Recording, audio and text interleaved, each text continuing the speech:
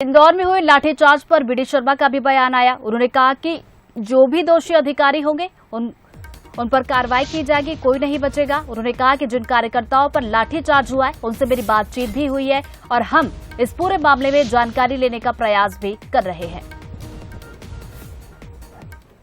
कार्यकर्ताओं के ऊपर जो भी घटना हुई है, लाठीचार्ज हुआ है, मेरी बातचीत वहां हुई है, इसके बारे में हम पूरी जानकारी लेने का भी प्रयास कर रहे हैं। हमारे बजरंग दल के कार्यकर्ताओं पर जो आंदोलन करने का प्रयास किन्हीं कारणों से किन्हीं डिमांड को लेकर के कर रहे थे, अगर उनके ऊपर बर्बरतापूर्व लाठीचार्ज हुआ है तो ऐसे जो भी दोषी अधिकारी होंगे वो इसमें कोई नहीं बचेगा। चलिए इसी पर ज्यादा बातचीत करेंगे। एग्जीक्यूटिव डायरेक्टर मनोज जी हमारे साथ जुड़ गए। मनोज जी, देखिए कर्नाटक में बजरंगबली का जो मामला उठा था, देखा जाए तो अभी तक शांत होता हुआ नजर नहीं आ रहा है, क्योंकि उसी के बहाने यहाँ पर कहीं ना कहीं कांग्रेस बीजेपी पर वार कर रही है। तो वही बीजेपी की बात की जाए तो करारा जवाब भी देते हुए नजर आ रही है।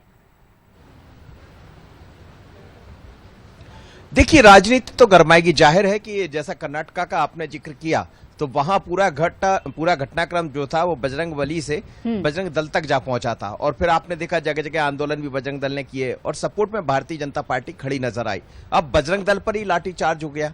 मांग उनकी ये थी जो कहा जा रहा है, हालांकि इसके पीछे भी बहुत सारी बातें नजर आ रही जो जांच में स्पष्ट होगी जब एडीजी स्तर के अधिकारी भोपाल से जाएंगे, लेकिन उनकी मांग यही थी कि जो अवैध रूप से ड्रग्स बेचा जा रहा है, नाइट कल्चर है, उसमें जो सब चल रहा है वो बजरंग दल उसको बर्दाश्त नहीं करेगा। जब ये मसला ज्यादा गर्म है, पलासिया ऐसा क्षेत्र है, क्योंकि मैं इंदौर में रहा हूं तो जानता हूं, वहां कई ऐसे रेस्टोरेंट है, कई ऐसी जगह है जहां पर इन सब चीजों का खूब चलता है और उसमें सबकी अपनी राजनीति भी होती है। लेकिन बजरंग दल ने जब आंदोलन किया तो जमकर लाठीचार्ज हुआ है, जमकर उनको एक तरह से कहा जाए तो ठोका भी गया है।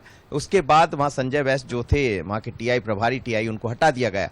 पर अब इस पूरे मसले को लेकर सियासत गर्मा रही, क्योंकि कांग्रेस पर खूब हमला किया था भारतीय जनता पार्टी ने। तो कांग्रेस पूछ रही है कि यहाँ और कर्नाटका में क्या फर्क है, तो जवाब देना है भारतीय जनता पार्टी को। लेकिन बीजेपी ने बड़ी गंभीरता से इसको लिया है। इस पूरे मामले की जांच भी होगी और जैसा बीडी शर्मा भी कह रहे हैं कि किसी को नहीं छोड़ा जाएगा। आगे देखते हैं और क्या होता है, लेकिन जिनके साथ जो होना था वो तो हो चुका।